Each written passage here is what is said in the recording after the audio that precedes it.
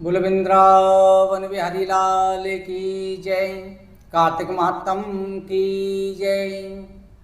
सच्चिदानंद रूपाय विश्वोत्पत्त्यादि Hathaway तापत्रय विनाशाय श्री कृष्णाय वयं नमः।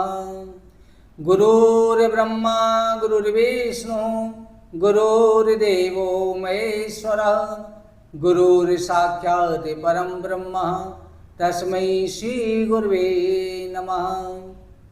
भक्तजनों, शरद पूर्णिमा के दिन भगवान श्री कृष्ण ने महारास किया था।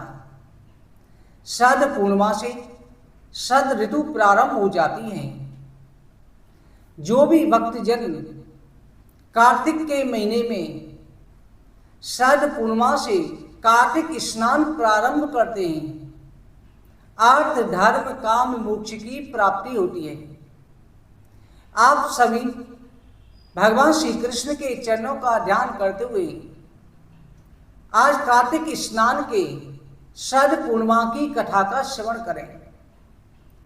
कई जन्मों के पुण्य उदय होते हैं, तब कार्तिक मातम की कथा श्रवण करने का सौभाग्य प्राप्त होता है। द्वापर युग में भगवान श्री कृष्ण ने शरद पूर्णिमा की रात्रि गोपियों के साथ महारास किया था। ये महारास क्या है? आत्मा परमात्मा का मिलन है। जीवात्मा को परमात्मा की प्राप्ति होती है। भक्तजनों, जिस समय पर कामदेव अपने गर्व से गर्वित हो रहा था, कामदेव के मन में बहुत ज्यादा अहंकार आ गया। कामदेव ने सोचा कि मेरे समान तो संसार में कुछ है ही नहीं, संसार में मुझे कोई भी पराजित नहीं कर सकता। और ये आप जानते हैं, आप सभी को पता होगी, आप सभी जानते हैं कि बड़े से बड़े ऋषि मुनि भी कामदेव से पराजित हो गए। जिन्होंने 50 हजार वर्ष तपस्या करी, ऐसी ऋषि मुनि भी कामदेव से पराजित हो गए। आप सभी बड़े सौभाग्यशाली हैं जो भगवान की कथा श्रवण करने पधारे हैं, क्योंकि भगवान का चैत्र ऐसा है जो काम को पराजित कर देता है। काम क्रोध मद लोभ मोह अहंकार ईर्ष्या छह शत्रुओं का दमन हो जाता है। कामदेव के मन में अहंकार हो गया। कामदेव तीनों लोकों में विचरण कर रहा है। कामदेव को रास्ते में देवऋषि नारद जी मिले। नारद जी को प्रणाम किया। नारद जी ने कहे, कामदेव आप कहां से आ रहे हैं? आपके मन में क्या अभिलाषा है और किधर तेजी से जा रहे हैं? कामदेव ने कहा, मुनिवर ऐसा कोई बताइए जो मुझे पराजित कर सके। भगवान शंकर ने मुझे वशम किया, आपने समाधि में रह करके मुझे पराजित किया, पर जो स्त्रियों के मध्य में मुझे पराजित कर सके, संसार के गृहस्थी धर्म में रहते हुए मुझे पराजित कर सके। देवर्षि नाथ जी कहते हैं, हे कामदेव, द्वापर युग का अंतिम चरण चल रहा है। आप वृंदावन जाइए, जहां पर परम ब्रह्म परमात्मा भगवान श्री कृष्ण का अवतार हुआ है। आज वो 8 वर्ष के हो चुके हैं। भगवान श्री कृष्ण तुम्हारे अहंकार को दूर करेंगे। देवर्षि नाथ जी कामदेव को बता करके भगवान श्री कृष्ण के पास पहुंचे। कहा कि हे नारायण, हे केशव, कामदेव को अहंकार हो गया है। भगवान ने कहा, हे मुनिवर चिंता न करें। भगवान ने गोपियों को वरदान दे रखा था कि मैं तुम्हारे साथ महारास अवश्य करूंगा। भगवान श्री कृष्ण ने 3 जगह पर महारास किया है। आप जानते हैं? किस किस को पता है? आप में से कुछ ही लोगों को पता है कि 3 बार महाराज किया है।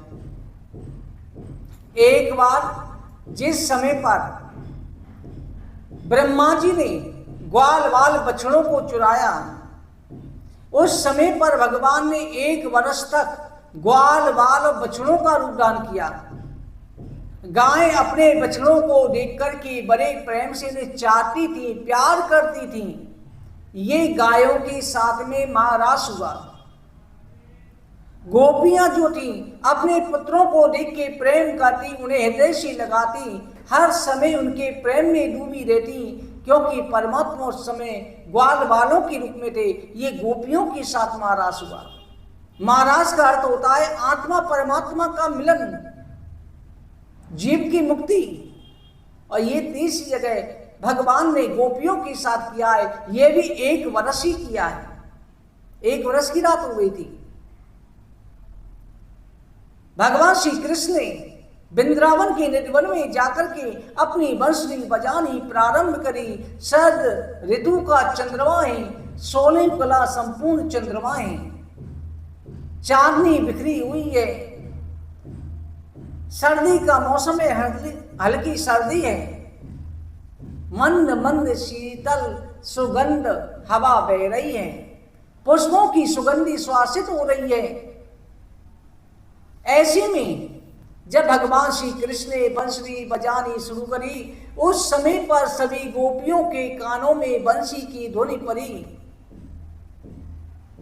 उस समय गोपियां जिस अवस्था में थी, कोई अपने बच्चे को दूध पिला रही थी, कोई गोपी अपने पति को खाना खिला रही थी, कोई पाठ पूजा कर रही थी, कोई श्रृंगार कर रही थी। उसी अवस्था में दौड़ पड़ी। भगवान श्री कृष्ण की माया ने उन गोपियों का प्रतिबिंब वहीं पर छोड़ दिया, जिससे घर वालों को पता नहीं चल सके। मोक्ष शास्त्रों में कहा जाता है स्थूल शरीर गोपियों का वही रहा, सूक्ष्म शरीर महारास में गया था। सभी गोपियां पहुंची। गोपियों के मध्य भगवान श्री कृष्ण बांसुरी बजा रहे हैं। उसी समय राधा रानी प्रकट हुई। राधा रानी का स्वरूप कोटिन काम गुलाम भये, जब कान बुनावली बन आई। राधा रानी की स्वरूप को देख करके करोड़ों कामदेव लज्जित हो गए। इतनी सुंदर शोभा। राधा रानी के अंगों से रोम रोम से 64 करोड़ गोपियां उत्पन्न हुई। चंद्रमा भी गोपी भाव में परिवर्तित हो गया। उससे 16,000 गोपियां चंद्रमा की कला से उत्पन्न हुई। ललता विशाखा ये सब गोपियां, सभी देवी देवताओं की देवियां देव शक्तियां सभी गोपी रूप में प्रकट हो गई। एक शून्य में संपूर्ण ब्रह्मांड को जो समा दें, तो वृंदावन में निधिवन में सबका आना कोई बड़ा आश्चर्य नहीं है। अखंड ब्रह्मांड उसमें समा सकते हैं। इधर भगवान शंकर जी देख रहे हैं कि यहां पर गोपियों के अलावा पुरुष का जाना वर्जित है। भगवान श्री शिव जी ने देखा पार्वती जी महारास में जा रही हैं। पार्वती जी कह रही है, हे प्रभु, आज मेरे भाई नारायण महारास कर रहे हैं, मैं उनके महारास में जा रही हूं। भगवान श्री कृष्ण की पार्वती जी बहन क्यों लगती हैं आप जानते हैं? राधे राधे बोलो। भगवान श्री कृष्ण की बहन है पार्वती। किस प्रकार से? यशोदा मैया के गर्भ के द्वारा कन्या ने जन्म लिया। योग माया कौन है? वो पार्वती तो है, शक्ति तो है। सभी शक्तियां माता शक्ति के स्वरूप ही हैं, जिनको दुर्गा कहलाया वो योग माया है, भगवान की शक्ति है। शिव शक्ति है, परंतु भगवान की आदिनी शक्ति योग माया पार्वती जी हैं। राधा रानी उनकी इष्ट हैं। राधा पार्वती एक मां शक्ति हैं। पार्वती जी कह रही है, आज मैं अपने भाई के महारास में जा रही हूं। शंकर जी बोले कि देवी मुझे भी ले चलो। पार्वती जी कहती है, क्या कहूंगी वहां जाके? शंकर जी कहते हैं, बता देना, मेरी सहेली है, का प्रभु इसके लिए राधा रानी की कृपा आवश्यक है, क्योंकि ललता विशाखा आपको रोक देंगी। भगवान शंकर जी वहां पहुंचे तो नारद जी भी आ गए, तो देखा ललता विशाखा ने लौटा दिया कि आप अंदर प्रवेश नहीं कर सकते। तब शंकर जी ने जाकर के मानसी गंगा में स्नान किया और नारद जी ने नारद कुंड में, फिर शंकर जी ने राधा कुंड में स्नान किया। उसके बाद में नारद जी ने राधा कवच गाया है और शंकर जी ने कृपा कटाक्ष गाया है। जो कृपा कटाक्ष का राधा कुंड के जल में 108 बार पाठ कर लेता है, राधा रानी उसे एक दिन में ही दर्शन दे देती हैं। कृपा कटाक्ष है जिसका पहला श्लोक है, मुनिंद वृंद वृंद ते ते लोक शोक हारिणी, प्रसन्न वक्र पंकजे निकुंजे भूविलासिनी, ब्रजेन भानु नंदिनी ब्रजेन सून संगते, कदा करे श्रिय माम कृपा कटाक्ष भाजनम। हे किशोरी जी मेरे ऊपर कृपा करो। भगवान शंकर जी रोने लगे। राधा रानी ने उन्हें गोपी भाव में परिवर्तित कर दिया, क्योंकि वस्त्र पहनने से भाव नहीं आता जब तक गोपी भाव अंदर नहीं आएगा। गोपी भाव अंदर आ जाए तब पुरुष भी गोपी भाव को प्राप्त हो सकता है। वृंदावन में आज भी जाओ, जितने भी भक्त जन हैं सभी गोपी भाव में रहते हैं। भगवान शंकर ने घूंघट मारा, नारद जी ने भी घूंघट मारा, महाराष्ट्र में पार्वती जी के संग प्रवेश कर गए। ललता विशाखा ने पूछा, देवी ये कौन है? यानी ये मेरी सहेली है, इसकी नई नई शादी हुई है, अभी शर्माती बहुत है इसलिए घूंघट कर रखा है। ललता विशाखा कहती हैं यहाँ पर तो युगल किशोर हैं, उनके सामने क्या शर्म, सभी आत्मान के तत्व हैं, उनके सामने क्या शर्म। मन ये माने कि नहीं। अंदर गए, महारास प्रारंभ हुआ। आप भी ये भाव रखो कि आप उस महारास में हैं, ये भावना आपके अंदर होनी चाहिए। ये इस प्रकार रखो, राधा नाचे कृष्ण नाचे, नाचे गोपी जन, मन मेरो बन गयो सखीरी पावन वृंदावन। राधा कृष्ण का नृत्य हो रहा है। हे सखी आप ही रखो कि आप भी स्वयं वृंदावन में हैं। महारास प्रारंभ हुआ।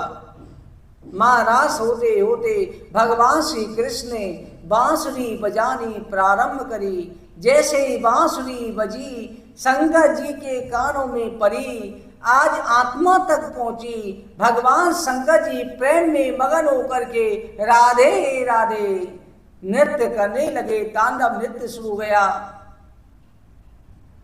भगवान श्री शंकर जी भोलेनाथ तांडव नृत्य कर रहे हैं, उनके सिर से पटका खिसक गया। अब सर पर बिच्छू एकदम बड़े बड़े फन धारी विषधर नाग खड़े हुए, गले में लपटे हुए। अब गोपियों में भगदड़ मच गई, अरे ये तो भोलेनाथ हैं, भोलेनाथ हैं।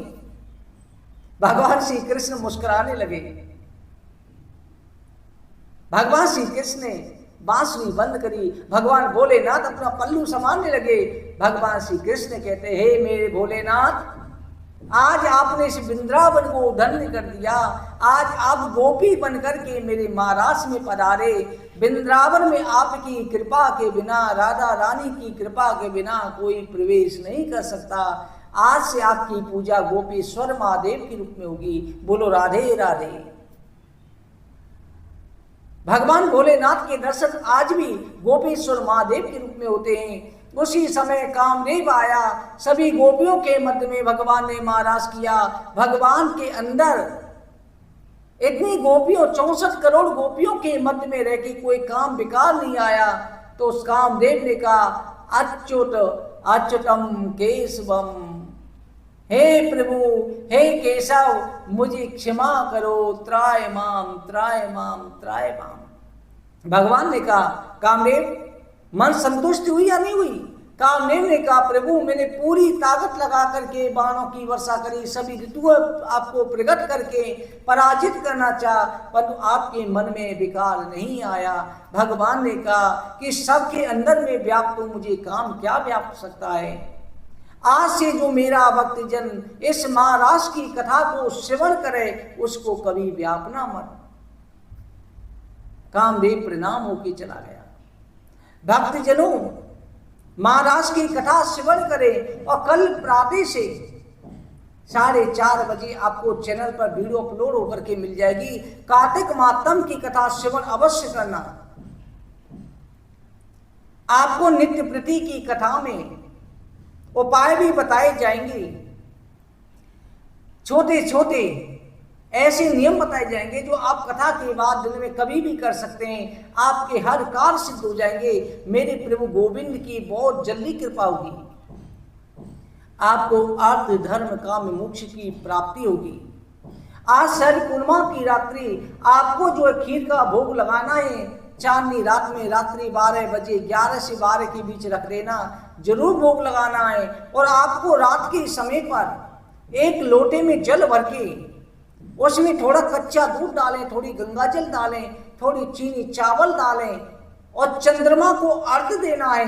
आज देते समय ओम चंद्रमसे नमः, ओम चंद्रमसे नमः इस मंत्र का 7 बार उच्चारण कर लेना। उसके बाद में 1 कटोरी चावल 1 कटोरी चीनी सिक्का रख के दोनों पे वहीं छत पे खुले रख देना। अगर आपका फ्लैट है तो आंगन में रख देना। दूसरे दिन किसी को दान कर देना। ये छोटा सा उपाय आपकी हर समस्या का समाधान करेगा। मेरे बांके बिहारी की कृपा से आपकी मनोकामना अवश्य पूरी होगी। आप हमारे चैनल को सब्सक्राइब जरूर करें, बगल में बेल आइकन को दबा के ऑल पे क्लिक कर दें। और प्रिय भक्तों वीडियो को ज़्यादा से ज़्यादा लोगों तक पहुँचाएं, क्योंकि कहा जाता है कि अगर धर्म के कर्म में आप किसी को जोड़ते हैं तो उसका दशांश पुण्य स्वतः ही आपको चला जाता है। एक चैन बनाएं, ज़्यादा से ज़्यादा भक्तों को जोड़ें जिससे उनको भी लाभ प्राप्त हो, कार्तिक स्नान का फल प्राप्त हो। कार्तिक स्नान की विधि मातम सब कुछ आपको चैनल के माध्यम से बताई जाएगी। बोलो राधे राधे। आप सभी को आगे और भी कथाओं के साथ मिलते हैं। आप सभी का हमारे साथ प्यार बना रहे, इसी प्रकार से मुस्कुराते रहो। हमारा आशीर्वाद हमेशा सभी सब्सक्राइबरों पर हमेशा बना रहेगा। जय श्री कृष्णा। राधे राधे।